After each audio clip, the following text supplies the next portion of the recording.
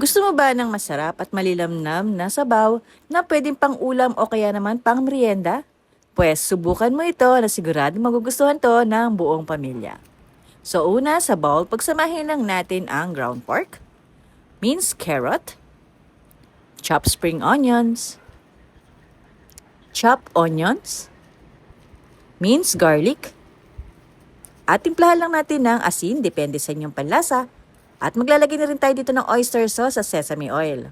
At syempre, maglalagay na rin tayo dito ng paminta at ng cornstarch. Haluin lang natin mabuti until mag-well-combine lahat ng ating mga sangkap.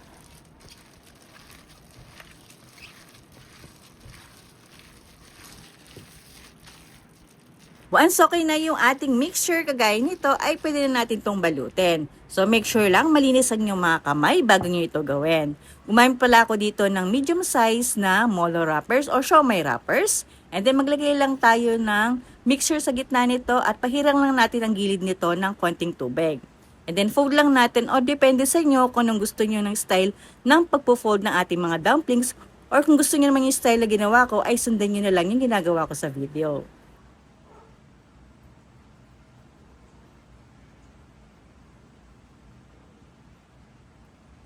Eto na pala lahat ng nagawa ko. Nagtira lang ako ng mga half cup ng ating mixture para sa ating sabaw. Sa malalim na kawali o kaya naman kasirola ay mag-init lang tayo ng mantika. Kapag mainit na, igisa lang natin yung ating sibuyas at ng bawang for a few seconds. Once naamoy na natin mabangong aroma ng ginisa, ay pwede na natin ilagay dito yung na-reserve natin na mixture.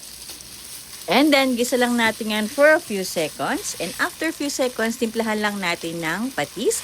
Ang dami ng patis ay depende sa inyong panlasa. And then, mix lang natin saglit. And then, maglalagay na tayo dito ng tubig. Ang dami ng tubig, depende sa inyo. Kung gusto nyo na mas maraming sabaw, ay pwede nyo itong dagdagan.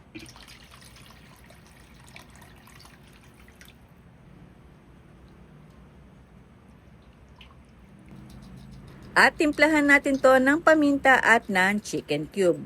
Pero kung medyo natatabangan kayo, ay dagdagan nyo na lang yung chicken cube. And then haluin lang natin saglit, and then takpan, at hayaan lang natin yan kumulo for a few minutes.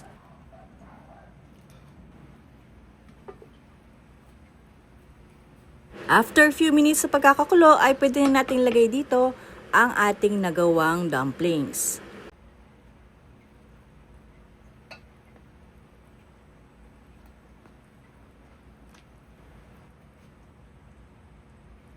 Haluin lang natin at takpan at hayaan lang natin yan kumulo for a few minutes.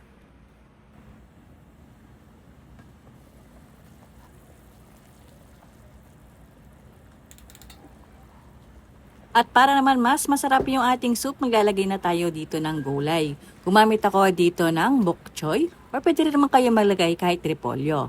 Takpan at lutuin lang natin yan for a minute.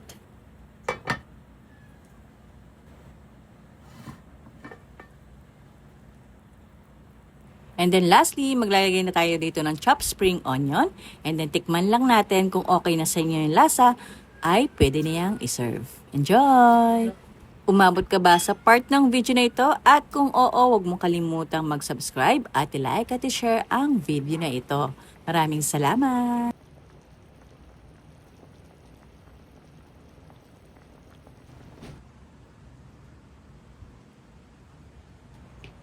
At para mas masarap, pwede tayong maglagay dito ng toasted garlic at saka ng chili garlic oil.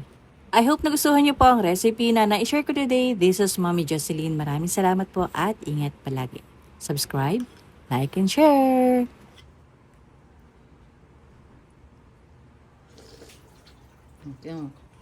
Ingat ah.